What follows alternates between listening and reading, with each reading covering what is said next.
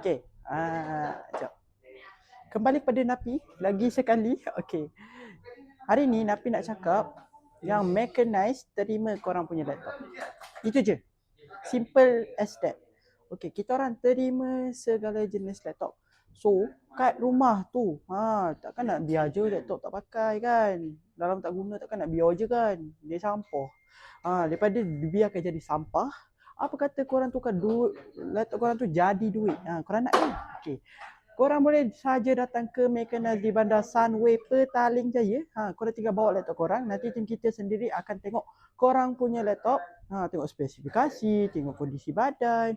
Kalau dah settle apa semua, nanti tim kita akan bagi harga. Kalau korang setuju, korang akan dapat duit dengan keadaan yang segera. Jadi korang tunggu apa lagi? DM dah kita cepat-cepat. Nak datang kedai pun tak ada masalah. Jemput-jemputlah datang meramaikan lagi suasana kedai kita orang. Bye-bye.